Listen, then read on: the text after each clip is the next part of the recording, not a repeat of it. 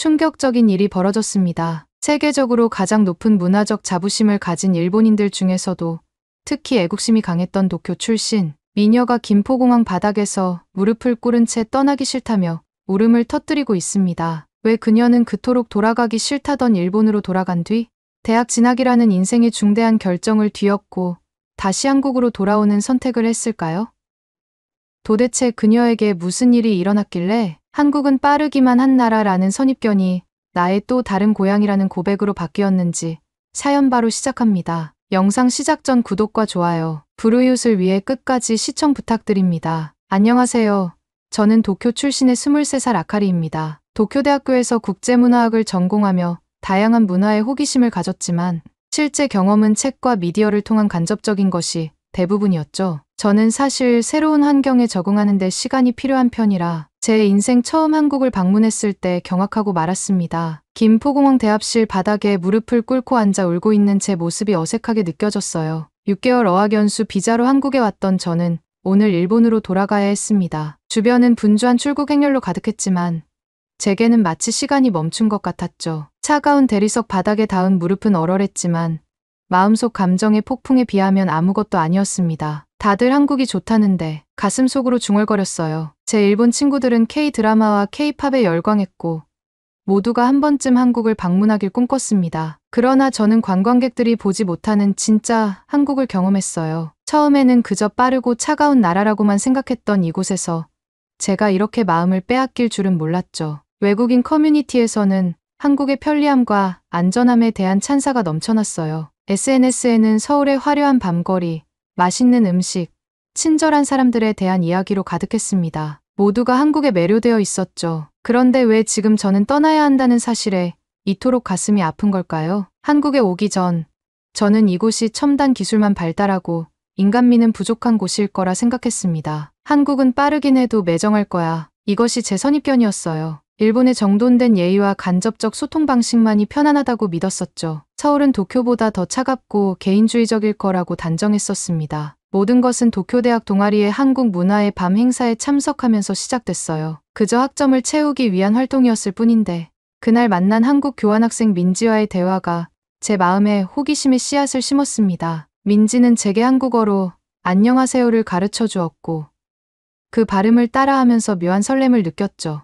이렇게 저는 한국행 비행기 티켓을 예매했어요. 6개월 어학연수라는 제한된 시간 동안 한국이라는 나라를 제대로 경험해보고 싶었습니다. 비자 신청부터 기숙사 예약까지 모든 준비 과정은 쉽지 않았지만 설렘으로 가득했죠. 그때의 저는 이 선택이 제 인생을 완전히 뒤흔들어 놓을 거라는 사실을 전혀 예상하지 못했습니다. 인천공항에 도착한 첫날, 별다른 기대 없이 한국 땅을 밟았어요. 비자를 받아 6개월간 어학연수를 할 예정이었죠. 공항 출구를 나서는 순간 일본과는 다른 공기가 느껴졌습니다. 조금 더 건조하고 낯선 향신료 냄새가 코끝을 스쳤어요. 사람들의 말투도 일본어와 달리 강세가 뚜렷하고 직설적으로 들렸습니다. 인천공항의 효율적인 시스템은 놀라웠어요. 입국 심사, 수화물 찾기, 환전 모든 과정이 빠르고 체계적이었죠. 하지만 저는 마음의 거리를 두었습니다. 시스템이 빠르다고 사람들까지 따뜻할 리는 없어라고 생각했어요. 일본의 환대 문화에 익숙한 저에게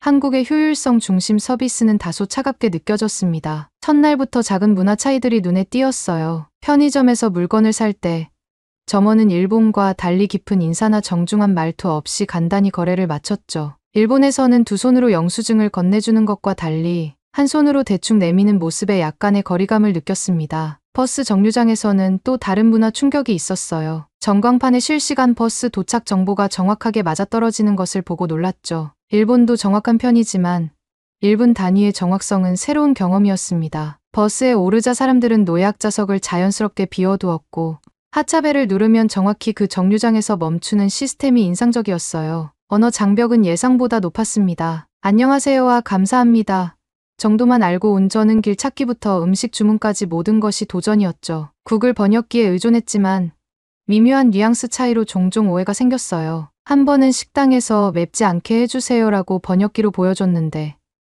오히려 더 매운 음식이 나와 당황했습니다. 숙소에 도착해 짐을 풀며 갑자기 외로움이 밀려왔어요. 일본의 정돈된 아파트와 달리 원룸은 좁고 삭막하게 느껴졌죠. 창밖으로 보이는 서울의 야경은 화려했지만 그 속에서 저는 철저히 이방인이었습니다. 왜 여기에 왔을까 하는 생각이 들었어요. 6개월이라는 시간이 갑자기 너무 길게 느껴졌죠. 첫날 밤, 얇은 이불을 끌어안고 울었습니다. 호기심으로 시작한 여정이 생각보다 훨씬 어려울 것 같았어요. 하지만 다음날 아침, 창문을 통해 들어오는 햇살은 새로운 시작을 알리는 듯했습니다. 이왕 온 거 최대한 경험해보자라고 마음을 다잡았죠. 어학원 첫 수업까지 일주일.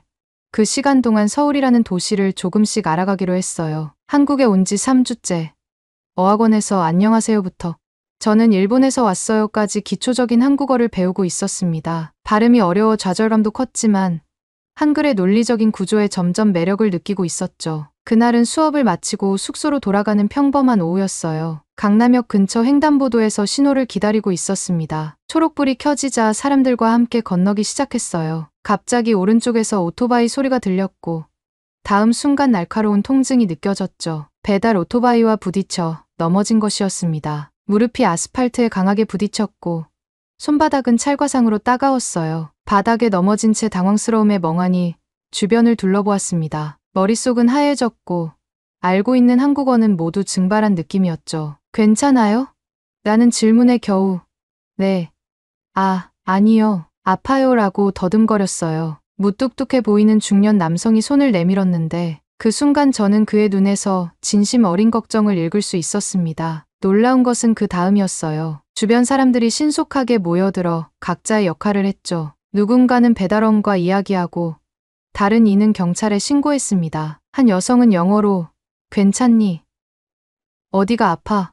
라고 물어봐 주었어요. 일본에서도 사람들이 도와주겠지만 이렇게 체계적으로 움직이는 모습은 새로웠습니다. 경찰과 구급차가 믿기 힘들 정도로 빨리 도착했어요. 5분도 채 되지 않았죠. 외국인임을 알자 영어가 가능한 경찰관이 통역을 도와주었고 구급대원은 기본적인 영어로 상태를 확인했습니다. 외국인이라고 해서 차별하거나 특별 대우하는 것이 아닌 그저 한 사람으로서 필요한 도움을 주는 모습이 인상적이었어요. 병원에서는 간단한 치료 후 배달원의 보험으로 모든 비용을 처리해준다고 했습니다. 일본에서는 비슷한 상황에서 복잡한 서류 작업과 자기부담금이 있을 텐데 이곳에서는 외국인인 제게 그런 부담을 주지 않았어요. 오히려 경찰관은 제 기숙사까지 배달원과 함께 데려다 주겠다고 제안했죠. 숙소로 돌아오는 길, 창밖으로 서울의 밤거리를 바라보며 생각했습니다. 제가 알고 있던 한국은 단편적인 모습에 불과했어요. 빠른 시스템 뒤에는 사람을 배려하는 따뜻함이 있었죠. 갑자기 일본 친구들에게 이 경험을 공유하고 싶다는 생각이 들었습니다. 한국은 생각보다 훨씬 따뜻한 나라야라고요. 사고 이후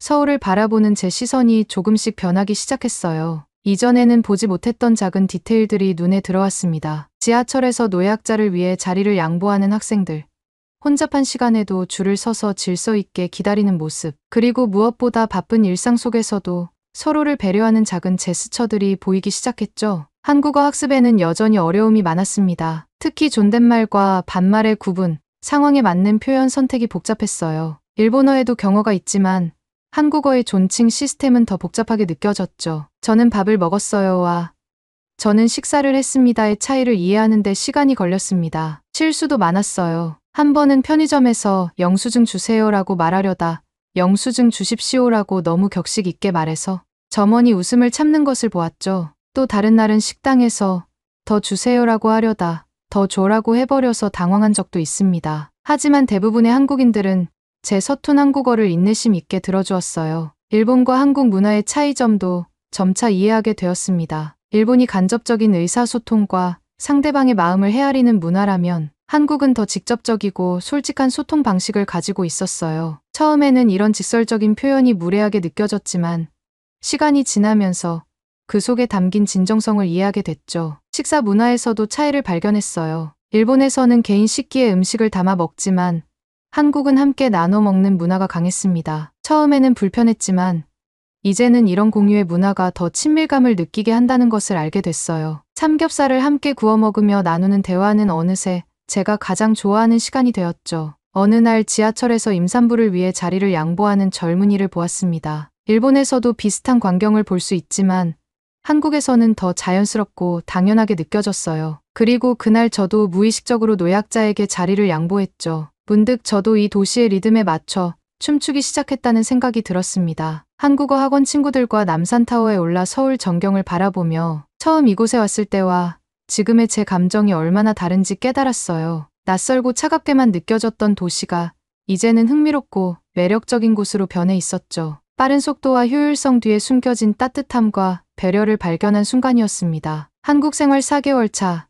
어학원 수업과 함께 한국 생활에 조금씩 적응해가고 있었어요. 한국어로 간단한 대화가 가능해졌고 지하철 노선도도 외울 정도가 되었죠. 그날은 학원 친구들과 늦게까지 스터디 카페에서 시험 준비를 하다가 혼자 돌아오게 되었습니다. 밤 11시가 조금 넘은 시간이었어요. 익숙한 길을 걷고 있었는데 문득 뒤에서 발자국 소리가 들려왔습니다. 처음에는 그저 지나가는 행인이라 생각했지만 제가 방향을 바꿀 때마다 같이 따라오는 것 같았어요. 심장이 빠르게 뛰기 시작했죠. 뒤를 돌아보니 모자를 깊게 눌러 쓴 남성의 그림자가 보였습니다. 일본에서라면 주변 편의점으로 들어가거나 사람이 많은 곳으로 피했을 거예요. 하지만 이 시간에는 대부분의 가게가 문을 닫은 상태였죠. 공포 속에서 문득 한국 친구가 알려준 것이 떠올랐습니다. 위험할 때는 112로 전화해. 영어로도 대응해줘. 떨리는 손으로 휴대폰을 꺼내 112를 눌렀어요. 제 예상대로 영어로 대응 가능한 상담원이 연결됐습니다. 최대한 침착하게 현재 위치와 상황을 설명했죠. 상담원은 제게 밝은 곳으로 이동하라고 안내했고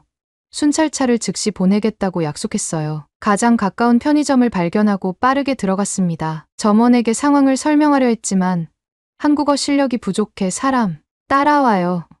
경찰 전화했어요 라고 더듬거렸죠. 놀랍게도 점원은 즉시 이해하고 카운터 안쪽으로 저를 안내했어요. 전 세계 편의점 직원이 이렇게 반응할까요?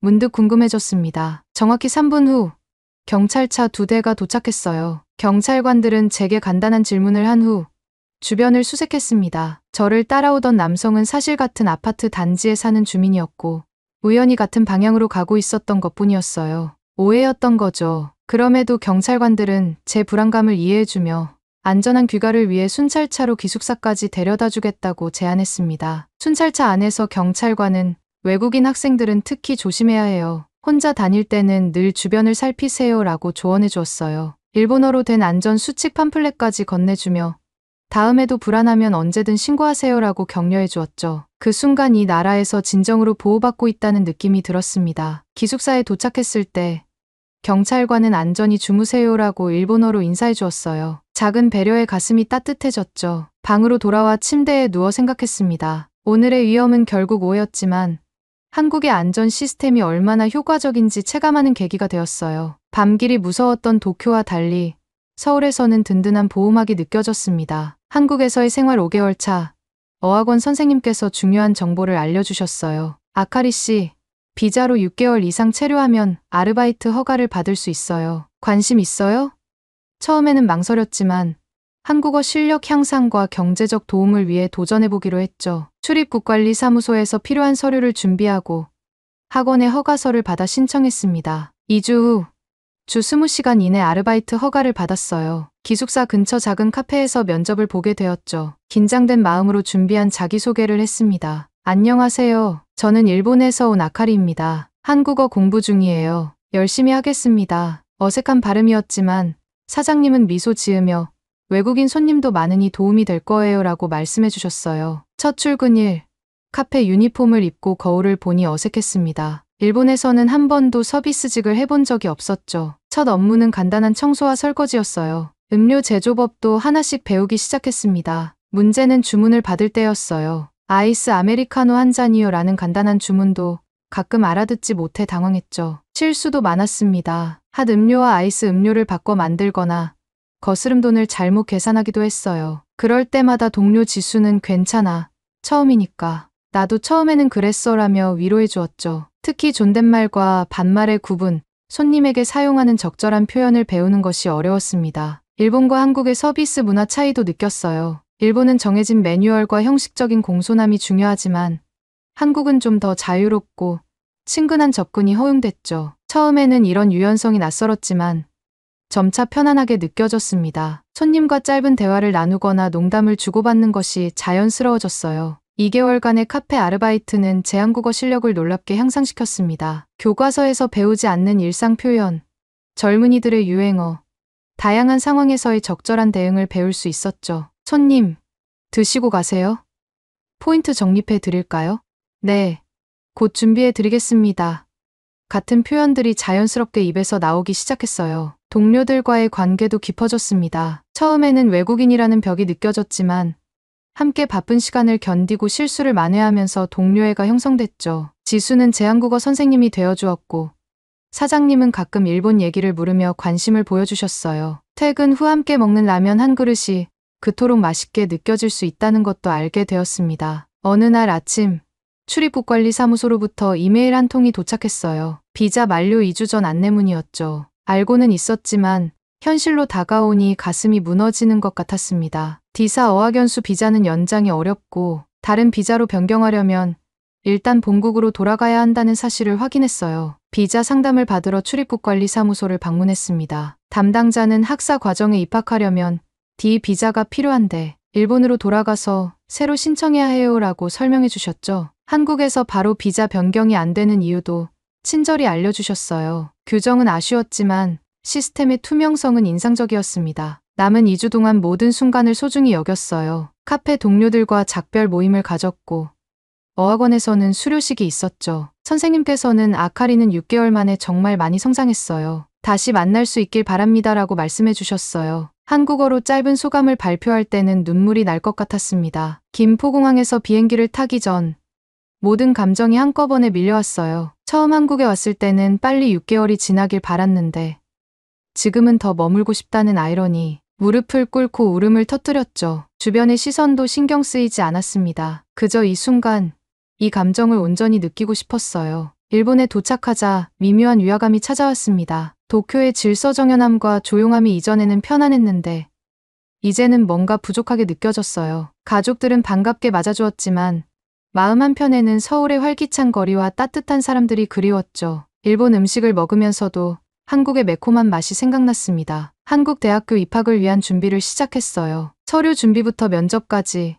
모든 과정이 쉽지는 않았죠. D 학생 비자 신청을 위해 필요한 서류들을 하나하나 모았습니다. 어학 성적, 재정 증명, 입학 허가서, 복잡한 절차였지만 한국으로 돌아가겠다는 의지가 저를 움직이게 했어요. 2달간의 준비 끝에 마침내 D 비자가 승인되었습니다. 합격 통지서를 받고 기쁨의 눈물을 흘렸어요. 이번에는 6개월이 아닌 4년 학사 과정. 일본 가족들은 걱정스러운 표정이었지만 저희 결심을 존중해 주었죠. 행복하다면 우리도 응원할게. 자주 연락하고 방학에는 꼭 돌아오렴. 비행기 안에서 창밖을 바라보며 생각했어요. 1년 전 아무런 기대 없이 한국으로 향했던 그때와는 달리 이제는 확실한 목표와 설렘을 안고 가는 길이었습니다. 한국은 더 이상 지도 위의 한 나라가 아닌 제 마음의 지도에서 가장 중요한 장소가 되어 있었죠. 인천공항에 다시 발을 디딘 순간 이상하게도 집에 돌아왔다는 느낌이 들었어요. 이번에는 D 학생 비자로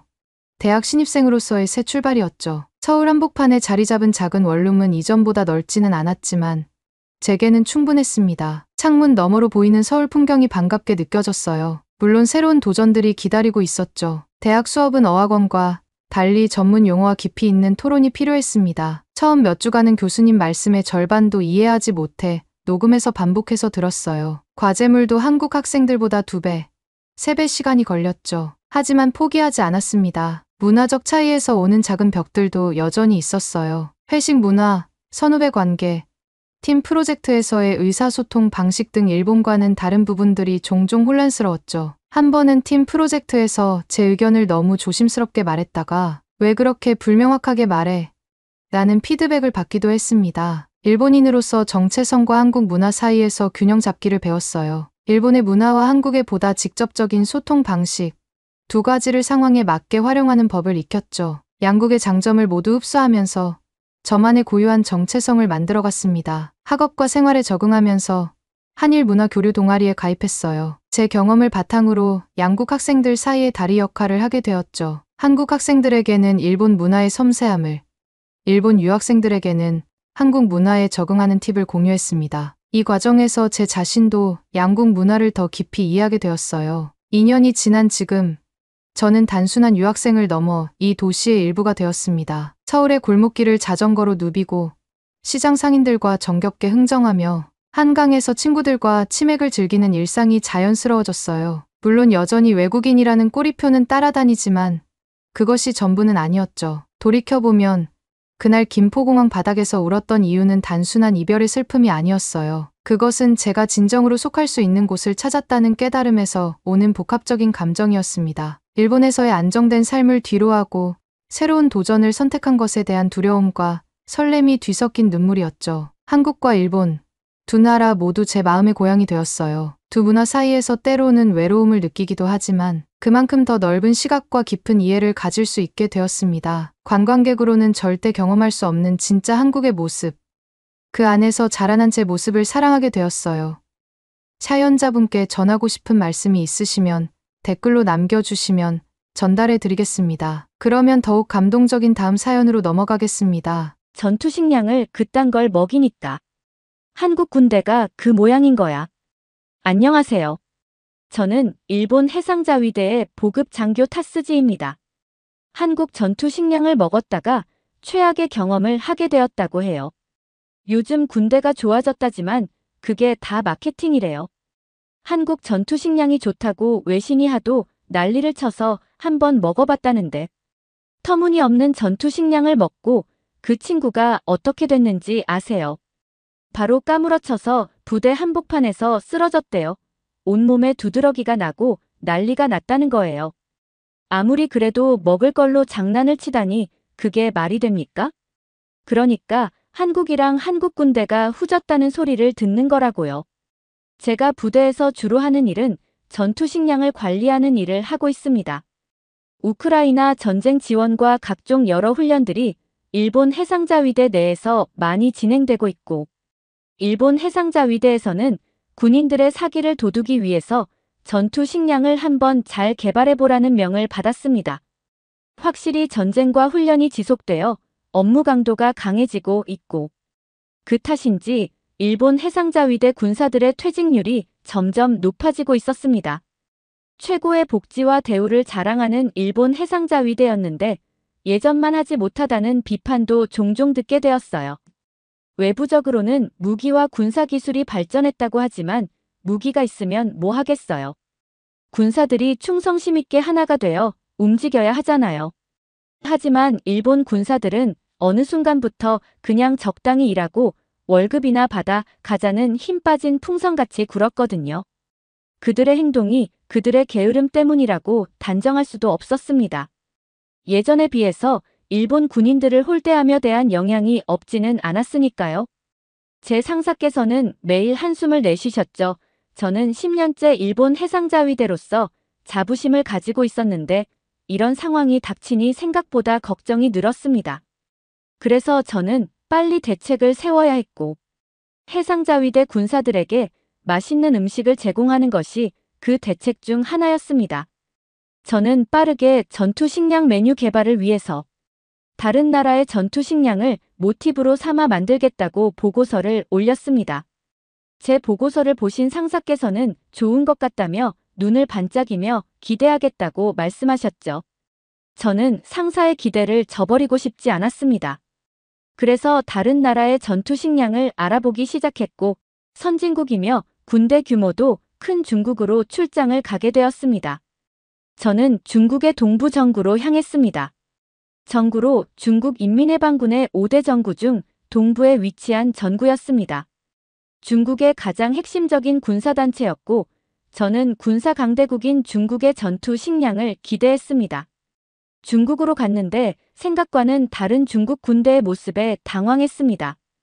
외신 뉴스상으로는 중국의 전투 식량이 5대 영양소를 두루 갖췄고 과감한 예산을 들여 만든 럭셔리 식단이라고 홍보하는 정보들을 쉽게 볼 수 있었습니다. 저는 기대를 하고 중국의 군부대로 향했습니다. 중국군의 야전 배급은 고강도 신체 활동에 필요한 탄수화물, 단백질, 지방, 비타민, 미네랄을 포함한 균형 잡힌 식단을 제공하기 위해 미리 포장되어 바로 먹을 수 있는 다양한 식단을 포함하는 것으로 알려져 있었습니다.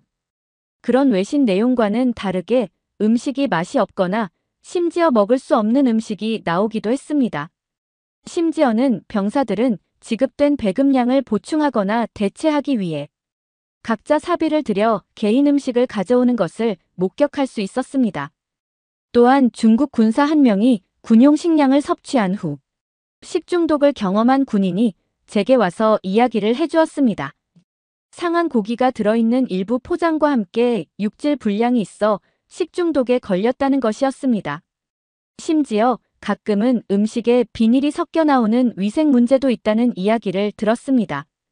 그렇게 저는 중국의 실태에 대해 충격을 먹었습니다.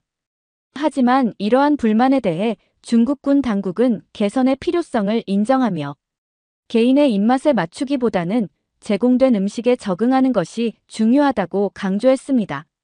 그런 중국의 태도가 이해가지 않았습니다. 오히려 군사들을 이렇게 혹사시킨다니 정말 화가 났습니다. 하지만 더 큰 문제는 현재 출장 비용이 다 떨어져 버렸다는 것이었습니다. 저는 정말 절망적이었어요. 더 이상 다른 나라로 출장을 갈 수도 없었기 때문에 저는 중국에서 보고 들은 것은 바탕으로 전투 식량을 만들어내야 했습니다. 할 수 없이 중국에서 안 좋다고 느낀 점들을 최대한 피해서 전투 식량을 만들겠다고 다짐했습니다. 중국에서 돌아온 후 저는 그곳에서 배운 것을 바탕으로 새로운 전투 식량을 만들기 위해 열심히 노력했습니다. 하지만 저희 우려대로 병사들은 새 배급식을 먹자마자 뭔가 잘못되었다는 것을 알 수 있었습니다. 그들은 씹을 때 얼굴을 찡그리고 일부는 음식을 뱉어내기도 했습니다. 이게 뭐죠? 한 병사가 조금 이상해 보이는 고기 조각을 들어 보이며 물었습니다. 저는 중국에서 연구한 내용을 바탕으로 만든 새로운 레시피라고 설명하려고 했지만 오히려 더 화를 내는 것 같았습니다. 중국까지 가서 이런 걸 가지고 돌아왔어요. 한 병사가 실망한 듯 고개를 절레절레 흔들며 말했습니다. 저는 그들의 반응을 지켜보면서 마음이 가라앉았습니다. 새로운 배급을 위해 열심히 노력했지만 제가 실패한 것이 분명했습니다. 병사들은 감동을 받지 못했고 사기가 더욱 떨어지고 있다는 것을 알 수 있었습니다. 저는 패배감을 느끼며 사무실로 돌아갔습니다. 이 문제를 해결하기 위해 무언가를 해야 한다는 것을 알았지만 방법을 찾지 못했습니다. 이미 중국 출장으로 연구 예산을 대부분 소진해버렸고 더 이상 어디로 눈을 돌려야 할지 막막했습니다. 책상에 앉아 생각에 잠겨 있는데 누군가 문을 두드리는 소리가 들렸습니다. 타켓이라는 젊은 병사 중 한 명이 문을 두드렸습니다. 그는 약간 긴장한 표정으로 제 사무실로 들어왔습니다. 실례합니다. 장교님, 그가 살짝 고개를 숙이며 말했습니다. 방해가 되지 않았으면 좋겠지만 새로운 배급에 대해 들었는데 말씀드릴 게 있어서 왔습니다. 저는 실망한 기색을 감추려고 고개를 끄덕였다. 말해보세요. 그는 잠시 머뭇거리더니 말을 이어갔습니다. 글쎄요, 전 그냥 생각해봤는데요. 중국 말고 다른 나라의 전투 식량을 살펴볼 생각은 없으십니까? 예를 들어 한국 같은 나라는요. 저는 그의 제안에 깜짝 놀랐습니다. 솔직히 저는 한국 군대에 대해 별다른 생각을 해본 적이 없었거든요. 일본의 대부분의 사람들처럼 저도 기술과 능력 면에서 우리보다 훨씬 뒤처져 있다고 생각했거든요. 한국전은 눈썹을 치켜올리며 반복했습니다. 하야시는 약간 당황한 듯 발을 내려다보았습니다. 잠시 그곳에 주둔했던 제 친구에게 들은 이야기입니다. 전투 식량 배급이 정말 좋다고 하더군요. 지금까지 먹어본 것 중 최고라고요. 한국 같은 후진국에서 전투 식량에 대해 배워오라고 오랜 세월 동안 수많은 도전과 고난을 겪은 한국이 과연 일본보다 전투 식량이 더 좋을 수 있을까? 한국은 일본보다 무기도 적었고 군사 영향력 순위도 한참 아래에 있었던 것으로 기억하고 있었기 때문이었어요.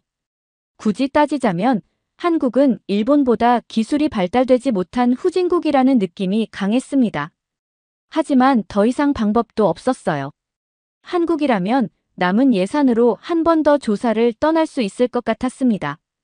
그래서 저는 할 수 없이 지푸라기 잡는 심정으로 가봐야겠다고 생각했습니다. 병사에게는 알겠다고 고개를 끄덕였습니다. 병사들에게까지 제 근심을 보여줄 수는 없었으니까요. 그는 미소를 지으며 다시 한번 고개를 숙이고 제 사무실을 떠났습니다. 문이 닫히자 저는 의자의 뒤로 기대어 한숨을 내쉬었습니다. 한국의 전투식량을 조사한다는 것은 제가 모든 답을 가지고 있지 않다는 것을 인정하는 것을 의미한다는 것을 알았기 때문입니다. 여러모로 일본보다 열등하다고 생각했던 나라에서 배울 수 있다는 것은 제 자신을 낮추고 열린 자세로 임해야 한다는 뜻이었습니다. 하지만 저는 지푸라기라도 잡아야 했어요. 그래서 한국 전투식량에 대한 자료를 조사했고, 저는 의외로 한국의 전투식량이 외신에서 좋은 평가를 받고 있다는 기사를 읽게 되었습니다. 한국에 가야 할까? 더 많은 것을 배우기 위해 한국에 가는 것은 위험할 수 있다는 것을 알았습니다. 한정된 예산에서 더 많은 비용을 지출하게 될 것이고, 그곳에서 배운 것이 실제로 우리 배급 개선에 도움이 된다는 보장도 없었기 때문입니다. 하지만 시도해봐야 한다는 것도 알고 있었습니다. 잭은 병사들의 식사를 책임져야 한다는 의무가 있었거든요. 그래서 긴장감과 설렘이 뒤섞인 마음으로 서울행 비행기를 예약했습니다. 짐을 싸고 여행을 준비하면서 저는 그곳에서 무엇을 발견하게 될지 궁금하지 않을 수 없었습니다.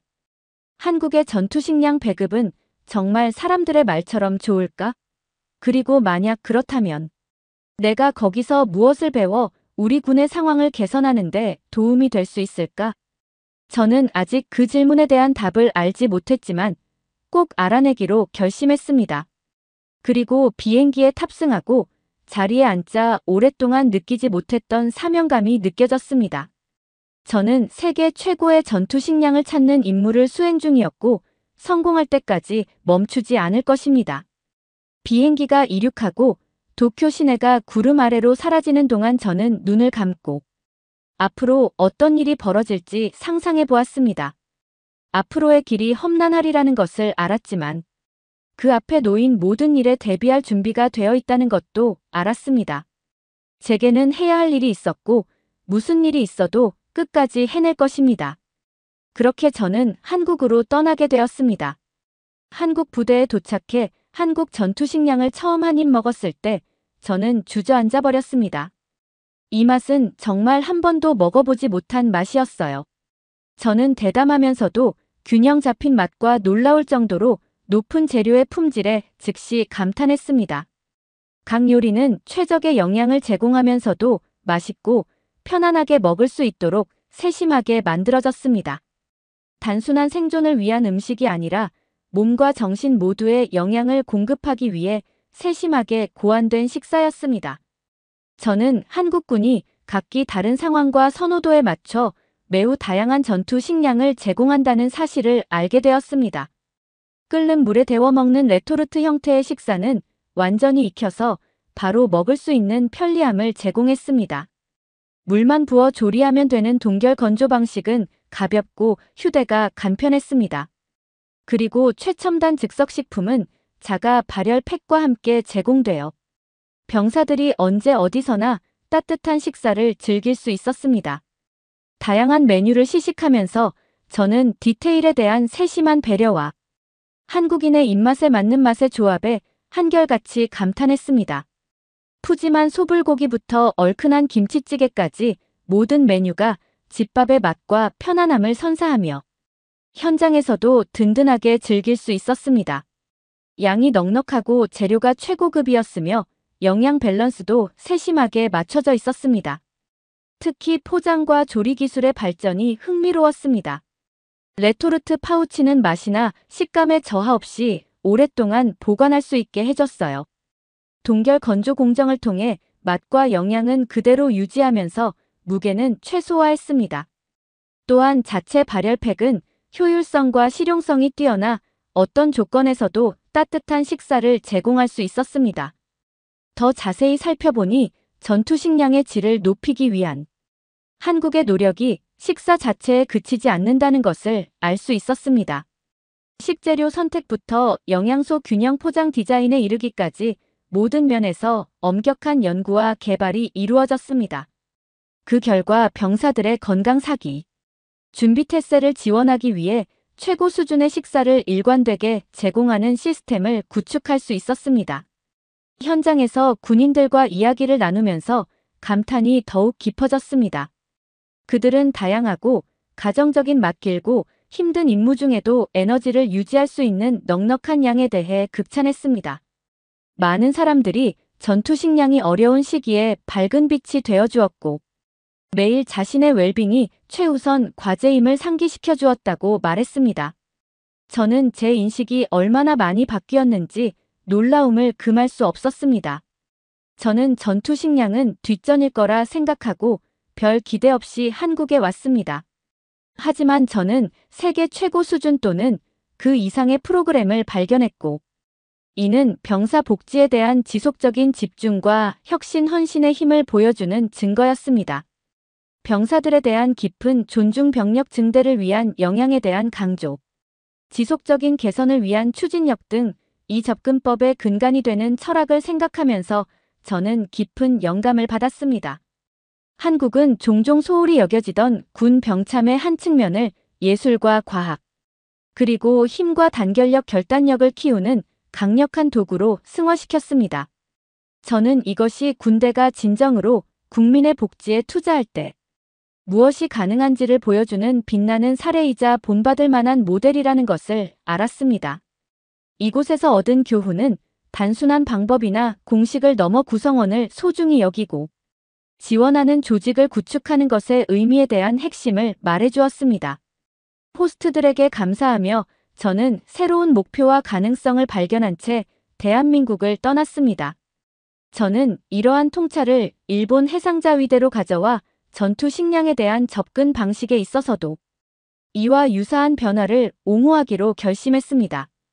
변화는 결코 쉽지 않다는 것을 알고 있었지만 저는 이러한 아이디어의 힘을 실제로 경험했습니다. 저는 우리 장병들이 그보다 더 나은 대우를 받을 자격이 있다는 것을 알았습니다. 일본으로 돌아가는 비행기에 오르자 제 머릿속은 계획과 가능성으로 가득 찼습니다. 앞으로의 여정은 험난하겠지만 저는 깊은 희망과 결의를 느꼈습니다. 한국군의 소박한 전투 식량에서 저는 단순한 영양분이 아니라 한 끼 한 끼 더 강하고 회복력 있는 군대를 만들기 위한 청사진 즉 영감을 발견했습니다. 일본으로 돌아가자마자 저는 한국에서 배운 것을 친구들과 상사들에게 빨리 이야기하고 싶었습니다. 제가 얻은 아이디어가 전투 식량을 훨씬 더 개선하는 데 도움이 될 수 있다는 것을 알았고 곧바로 시작하고 싶었습니다. 먼저 저는 한국군이 식량에 대해 하고 있는 모든 멋진 일들에 대해 큰 보고서를 썼습니다. 맛있고 건강하며 준비하기 쉬운 식사를 만드는데 집중하는 방법에 대해 이야기했습니다. 그리고 제가 먹어본 맛있는 음식에 대한 이야기와 사진도 공유하면서 다른 사람들도 저만큼 맛있게 먹었으면 좋겠다고 생각했습니다. 일본 해상자위대의 거물급 인사들에게 보고서를 발표했을 때 처음에는 조금 의아해하는 분들도 계셨어요. 특히 전통을 고수하는 것을 좋아하는 군대 같은 큰 집단에서는 변화가 어려울 수 있습니다. 하지만 저는 포기하지 않았습니다. 저는 병사들을 잘 돌보는 것이 얼마나 중요한지, 맛있고 영양가 있는 음식을 먹는 것이 병사들이 최선을 다하는데 얼마나 도움이 되는지 이야기했습니다. 조금씩 사람들이 마음을 돌리기 시작하는 것이 보였습니다. 그들은 고개를 끄덕이며 더 많은 관심을 보였습니다. 제 강연이 끝날 무렵에는 강의실이 정말 떠들썩해졌어요. 뭔가 큰 변화를 일으킬 준비가 된 것 같았죠. 그 후 몇 달 동안 저는 해상자위대 동료들과 함께 계획을 세우기 위해 열심히 노력했습니다. 우리는 한국에서 가장 좋은 아이디어를 가져와서 우리에게 적용하고 싶었습니다. 식품 회사들과 이야기를 나누고 다양한 레시피를 테스트하면서 모든 것이 올바른지 확인했습니다. 이 모든 과정에서 저는 장병들을 염두에 두었습니다.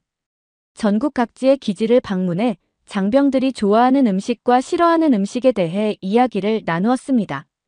우리가 만드는 변화가 장병들의 일상에 실질적인 변화를 가져올 수 있도록 하고 싶었죠. 마침내 새롭고 개선된 전투 식량을 지급하기 시작했을 때 반응은 놀라웠습니다. 병사들은 음식 맛이 훨씬 더 좋아지고 에너지가 훨씬 더 많아졌다고 극찬을 멈추지 않았습니다. 지휘관들은 모두가 더 나은 성과를 내고 자신의 업무에 자부심을 느낀다고 말했습니다. 하지만 진짜 마법은 한국에서 먹었던 것과 똑같은 배급식을 나눠주기 시작했을 때 일어났습니다. 피곤하고 심술 굳던 병사들이 갑자기 기분이 좋아졌습니다. 그들은 대담한 맛과 보살핌을 받는다는 느낌을 좋아했습니다. 함께 둘러앉아 식사를 하며 웃고 떠들고 맛있는 음식에 대한 공통된 사랑을 나누며 유대감을 형성하는 그들의 표정에서 달라진 모습을 볼 수 있었습니다. 정말 아름다운 광경이었어요. 제게는 꿈이 이루어진 것 같았습니다. 병사들이 얼마나 행복해하고 의욕이 넘쳤는지 보고 우리가 열심히 일해줘서 고맙다는 말을 들으니 애초에 제가 왜 변화를 원했는지 다시 생각하게 되었습니다. 하지만 여기서 멈출 수 없다는 것을 알았습니다. 한국에서 배운 교훈은 무엇이 가능한지 보여줬지만 계속 전진하고 더 나은 세상을 만드는 것은 우리 모두의 몫이었습니다. 그래서 저는 얼굴에 활짝 웃고 가슴에 불을 지피며 우리 병사들을 위해 계속 열심히 일하겠다고 다짐했습니다. 제 친구들 팀원들과 함께라면 작은 변화들이 모여 큰 변화를 만들어낼 수 있을 거라고 생각했습니다. 한 번에 한 끼씩, 한 번에 한 병사씩 우리는 계속해서 몸과 정신에 영양을 공급할 것입니다. 우리는 힘과 단결 그리고 멈출 수 없는 사기를 계속 키워나갈 것입니다. 작은 것에 관심을 기울이면 큰 것을 이룰 수 있다는 것을 계속 보여줄 것입니다. 그것이 바로 대한민국이 저에게 가르쳐준 교훈이었고 저는 결코 잊지 못할 교훈이었습니다. 사랑과 배려 그리고 자신을 믿고 의지하는 사람들을 위해 항상 최선을 다하는 것에 대한 교훈 한 번에 한 입씩 우리는 더 강하고 행복하며 어떤 상황에도 대비할 수 있는 군인 가족을 만들 수 있다는 교훈을 얻었습니다.